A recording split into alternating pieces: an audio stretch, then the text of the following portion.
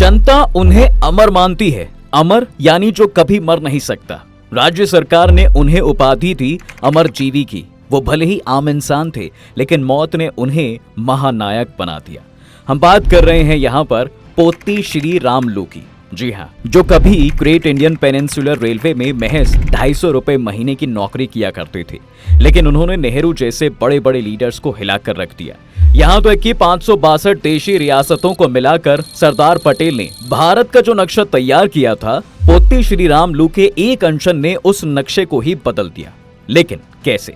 आखिर कौन थे पोत्ती श्री रामलू? अगर वो नहीं होते तो आज भारत कैसा होता? और सबसे बड़ा सवाल, एक 250 रुपए की नौकरी करने वाला शख्स कैसे पूरे भारत पर हावी हो गया? इसे समझने के लिए हमें फ्लैशबैक में चलना होगा। तो देखिए, 16 मार्च 1901 ये वो तारीख है जब मद्रास प्रांत के नेल्लोर जिले में एक बच्चे का जन्म हुआ। नाम रखा गया श्री रामलू। तब दक्षिण में एक परंपरा थी कि जब भी कोई बच्चा पैदा होता था तो उसके नाम के आगे गांव का नाम जुड़ता था। ऐसे में श्री रामलू के नाम से पहले उनके गांव का नाम जुड़ गया, यानी पोत्ती। उनके पिता का नाम गुरवैया था और माता का नाम महालक्ष्ममा। श्री रामलू अभी छोटे ही थे कि पूरा परिवार गांव से चेन्नई चला गया, इसलिए वहां उनकी प्राइमरी एजुकेशन कंप्लीट हुई। बाद में वो मुंबई चले गए और वहां के famous Victoria jubilee technical institute यानी कि VJTI से सैनिटरी इंजीनियरिंग में डिप्लोमा हासिल किया। इसके बाद इन्होंने ग्रेट इंडियन पेनिनसुलर रेलवे में नौकरी की, वो भी महज 250 रुपए में। हालांकि उन दिनों ये बहुत बड़ी रकम हुआ करती थी। सब कुछ ठीक चल रहा था साहब, तभी उनका सामना होता है महात्मा गांधी से। उनके थॉट्स और आइडियाज श्री रामलू को बहुत ज्यादा पसंद आ गए, इतना कि बापू गांधी के विचारों ने उन्हें अंदर तक झंझोर कर रख दिया। उनके सोचने और काम करने का तरीका पूरी तरह से बदल गया और वो आजादी के आंदोलन में कूद पड़े। यहीं से उनमें छिपा सत्याग्रही और फ्रीडम फाइटर जाग गया। लेकिन इस बीच उनके पर्सनल लाइफ में दुखों का पहाड़ टूट पड़ा। 1928 में उनकी पत्नी डिलीवरी के दौरान चल बसी। वहीं कुछ दिनों बाद बच्चे का भी निधन हो गया। बाद में मां की भी मौत हो गई। उस समय उनकी उम्र महज 25 साल की थी। अब श्री रामलू परिवार के नाम पर बिल्कुल अकेले रह गए थे। घर गृहस्थी से मन उचट गया था। उनकी हालात किसी वैराग्य जैसे हो गए थे। 1930 में नौकरी भी छोड़ दी। खाली घर काटने को दौड़ता था, इसलिए सब छोड़ छाड़कर साबरमती आश्रम चल दिए और वहां जाकर गांधी जी के नमक सत्याग्रह में शामिल हो गए। 1942 के भारत छोड़ो आंदोलन में भी उन्होंने बढ़ चढ़कर हिस्सा लिया। इसी के चलते गांधी जी के साथ उन्हें भी कई बार जेल हुई। गांधी जी ने उसी समय गांव की ओर चलो का नारा दिया। बापू के कहने पर वो गांव की तरफ लौटे और कृष्णा जिले के कुमारावोल्लू गांव में बने गांधी आश्रम में जाकर रहने लगे, जिसे येरनेनी सुब्रमण्यम द्वारा बनाया गया था। खैर, श्री रामलू गांधी जी से काफी क्लोज थे। इस सिलसिले में committee for history of Andhra movement ने अपनी रिपोर्ट में कहा भी था कि साबरमती में आकर श्री रामलू पूरी तरह बदल गए। उन्होंने इक्वालिटी, ट्रुथ, नॉन वायलेंस, सत्याग्रह और दरिद्र नारायण की सेवा में अपने आप को मग्न कर लिया और गांधी जी के फेवरेट बन गए। श्री रामलू डेडिकेटेड कार्यकर्ता थे। गांधी जी तो यहाँ तो कहते थे कि यदि श्री रामलू जैसे और 10-11 फॉलोअर्स होते तो मैं साल भर में ही ब्रिटिशों से आजादी छीन लेता। साबरमती से लौटने के बाद श्री रामलू दलितों की डेवलपमेंट के लिए काम करने लगे। अब एक तरफ जहां कांग्रेस आजादी के लिए आंदोलन कर रही थी, वहीं दूसरी तरफ श्री रामलू मद्रास प्रांत के सभी मंदिरों को दलितों के लिए खोलने की मांग को लेकर आंदोलन कर रहे थे। लीसा मिशेल ने अपनी किताब language, emotion and politics in India में श्री रामलू के अनशन के बारे में डिटेल से लिखा है। 1946 से 1952 के बीच उन्होंने 5 बार अनशन किए। उनके पहले 4 अनशन दलितों के मंदिर में एंट्री को लेकर थे और आखिरी अनशन मद्रास प्रांत को डिवाइड करके अलग तेलुगु लिंग्विस्टिक स्टेट यानी आंध्र प्रदेश बनाने को लेकर। इस बीच गांधी जी चल बसे, जिसका श्री रामलू को बहुत बड़ा झटका लगा। लेकिन वो टूटे नहीं। उन्होंने तेलुगु बोलने वालों के लिए अलग राज्य यानी आंध्र प्रदेश की मांग को लेकर आंदोलन शुरू कर दिया। बता दें कि मद्रास स्टेट के नॉर्थ और हैदराबाद स्टेट के वेस्टर्न रीजन्स की सभी तेलुगु रियासतों को मिलाकर एक अलग राज्य बनाने की मांग की गई थी, जिसमें तेलुगु बनाने वाले लोग रहते थे। हालांकि श्री रामलू कुछ नया नहीं मांग रहे थे। ब्रिटिश काल में 19वीं सदी की स्टार्टिंग से ही ये आंदोलन चला आ रहा था। ब्रिटिशों ने अंडमान, श्रीलंका, ओडिशा सहित साउथ इंडिया के सभी इलाकों को मिलाकर मद्रास प्रांत बनाया था। इसके चीफ को तब प्रेसिडेंट कहा जाता था, इसलिए यह प्रांत मद्रास प्रेसिडेंसी नाम से जाना गया। बाद में ब्रिटिश ने प्रेसिडेंट की पोस्ट का नाम बदलकर गवर्नर कर दिया और तभी से मद्रास प्रेसिडेंसी को काटकर अलग तेलुगु राज्य बनाने की मांग को लेकर छोटे मोटे आंदोलन किए जाने लगे।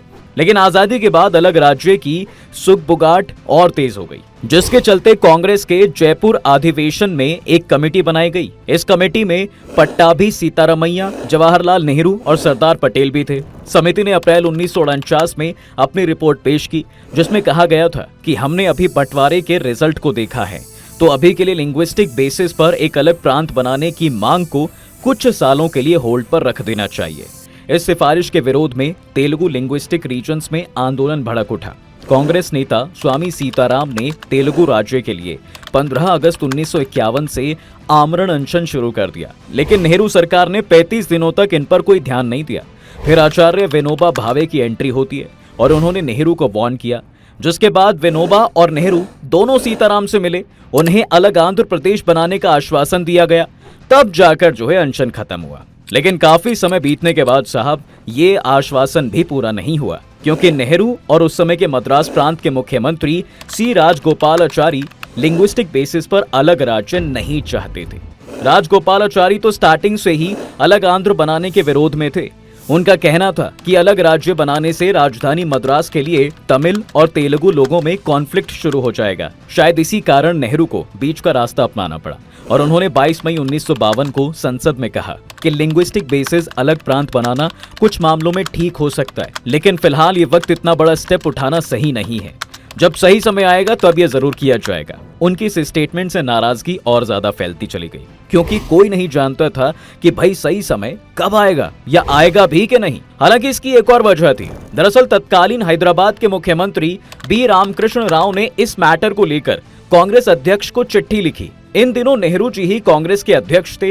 राव ने पत्र में लिखा कि कम्युनिस्ट सेपरेट स्टेट का आंदोलन अपने राजनीतिक स्वार्थ के लिए चला रहे हैं। आंदोलन की आड़ में आंध्र महासभा चल रही है और महासभा की कमान कम्युनिस्टों के पास है, इसलिए इसके राजनीतिक पहलू पर ध्यान देने की जरूरत है। कम्युनिस्ट आंदोलन पर हावी थे, इसलिए कांग्रेस अब इससे अलग नहीं रह सकती थी। स्वामी सीताराम के अनशन का एक पहलू यह भी है कि उनके रूप में कहीं ना कहीं कांग्रेस भी आंदोलन में कूद चुकी थी। सीताराम को नेहरू विनोबा ने आश्वासन दिया था, लेकिन कुछ हुआ नहीं। आखिरकार ये कमान अब श्री रामलू ने संभाली और आमरण अनशन पर बैठ गए। श्री रामलू ने 19 अक्टूबर 1952 को महर्षि बुलुसु सांबा मूर्ति के घर पर आमरण अनशन शुरू किया। ये घर मद्रास यानी वर्तमान चेन्नई में रायलापेटा हाई रोड पर है। घर नंबर 126, जो अब श्री रामलू का मेमोरियल बन चुका है। बिना किसी तामझाम के अनशन शुरू हुआ। धीरे धीरे लोगों को पता चलने लगा, जिसके बाद उनके सपोर्ट में लोगों ने भी धरना प्रदर्शन और हड़तालें शुरू कर दी। माहौल गरमाने लगा। आंदोलन दूर दराज के कस्बों और गांव तक फैल गया। ऐसे में नेहरू हरकत में आने पर मजबूर ही हो गए। उन्होंने राजगोपालाचारी से मांग को स्वीकार करने के लिए कहा। राजगोपालाचारी मेड पर बैठे रहे और कोई अनाउंसमेंट नहीं की। वहीं श्री रामलू का आश्वासन पर अब भरोसा नहीं था। वो ऑफिशियल अनाउंसमेंट चाहते थे, इसलिए अनशन जारी रखा। वहीं मद्रास सरकार भी हाथ पर हाथ धरे बैठी थी। उधर श्री रामलू की तबीयत बिगड़ती चली गई, जिसके चलते 15 दिसंबर 1952 की रात उन्होंने अपनी आखिरी सांस ली। उन दिनों लगातार 58 दिनों तक अनशन करने वाले शायद वो पहले गांधीवादी थे। उनकी मौत की खबर आग की तरह फैली। चारों ओर लोग भड़क उठे। कई शहर के शहर बंद कर दिए गए। चारों तरफ प्रदर्शन शुरू हो गया। वहीं जैसे ही अंतिम यात्रा माउंट रोड पहुंची, हजारों लोग उसमें जुड़ गए। चारों ओर सिर ही सिर दिखाई दे रहे थे। गुस्से में उन्होंने तोड़फोड़ शुरू कर दी। दक्षिण में किसी नेता की अंतिम यात्रा में अभी तक इतने लोग शामिल नहीं हुए थे। जी हाँ, ऐसा माहौल देखकर केंद्र सरकार की नींद भी टूट गई और फौरन आंध्र के गठन के लिए राजस्थान हाई कोर्ट के चीफ जस्टिस के.एन. वांचू की गाइडेंस में कमीशन का गठन किया गया। आयोग की सिफारिश पर संसद में सितंबर 1953 को आंध्र स्टेट लॉ पारित हुआ, जिसके बाद मद्रास प्रांत तेलुगु बोलने वाले 11 जिलों को मिलाकर आंध्र का गठन किया गया। आंध्र केसरी के नाम से फेमस टी प्रकाशम पंतुलु पहले चीफ मिनिस्टर बने और राज्य की राजधानी बनी कुर्नूल, जो बाद में हैदराबाद ट्रांसफर कर दी गई। फिर भी विशाल आंध्र का आंदोलन चलता ही रहा। बाद में निजाम रियासत के तेलुगु लिंग्विस्टिक इलाके आंध्र से और मराठी लिंग्विस्टिक इलाके बॉम्बे प्रांत से जोड़े गए। निजाम रियासत का वो इलाका अब तेलंगाना है। ये कभी ग्रेटर आंध्र का हिस्सा था, लेकिन अब ये दो तेलुगु लिंग्विस्टिक स्टेट हैं, आंध्र और तेलंगाना। वैसे सोचने वाली बात है कि राजनीति आंध्र को कहां से कहां ले आई। जिस विशाल आंध्र के लिए श्री रामलू ने अपना बलिदान दिया, वो अब टूटकर 2 राज्यों में बंट चुका है। श्री रामलू ने हक की कई लड़ाइयां लड़ी। उन्होंने पहला अनशन मार्च 1946 में किया, जो 10 दिन तक चला। तब उनकी मांग थी नेल्लोर के श्री वेणुगोपाल स्वामी मंदिर में दलितों को एंट्री दी जाए। उसी साल दिसंबर में उन्होंने दूसरा अनशन भी किया और मद्रास प्रांत के सभी मंदिर दलितों के लिए खोलने की मांग की। यह अनशन 19 दिन तक चला। आखिर में गांधी जी के कहने पर ही उन्होंने अनशन तोड़ दिया। 1948 और 1949 में उनका तीसरा और चौथा अनशन चला। इस दौरान उन्होंने मंदिर में दलितों के लिए हर मंथ एक दिन फिक्स करने की मांग की। इसके बाद आंध्र प्रदेश की मांग लेकर भी सरकार को उनके आगे झुकना पड़ा, जिसने भारत के नक्शे को ही बदल कर रख दिया। नेहरू जी ने अपने एक सपोर्टर को लिखा था कि हमने बर्रे के छत में हाथ डाल दिया है। नेहरू की आशंका थी कि तेलुगु बोलने वालों के लिए अलग आंध्र बनाकर हमने अपने पैर पर कुल्हाड़ी मार ली। अब बाकियों के लिए भी रास्ता खुल गया, जिससे हर जगह ऐसी कई मांगे उठेंगी, और उनकी ये आशंका सही साबित हुई। जब सरकार को स्टेट रीऑर्गेनाइजेशन कमीशन का गठन करना पड़ा, तब आयोग के सदस्य 2 साल तक देश भर में घूमे, सैकड़ों शहरों में गए, हजारों लोगों से मिले और 1.5 लाख से ज्यादा रिलीजेस बटोरी। ये कागज इस बात के सबूत थे कि नेहरू ने कितना सही अनुमान लगाया था। पूरे देश में राज्यों के नए सिरे से गठन की सुगबुगाहट थी, जो आज तक नहीं रुकी, जिसको लेकर कई बार सरकार और जनता के बीच मतभेद हो चुका है। बड़े बड़े आंदोलन हुए, लाखों लोगों की जानें गई हैं, टाइम टू टाइम एक नई बाउंड्री बनी है। ऐसे में एक सवाल उठता है कि क्या आंध्र प्रदेश को बनाकर सरकार ने सही फैसला लिया था? कमेंट करें, वीडियो को लाइक और शेयर करें और चैनल को सब्सक्राइब करना बिल्कुल ना भूलें।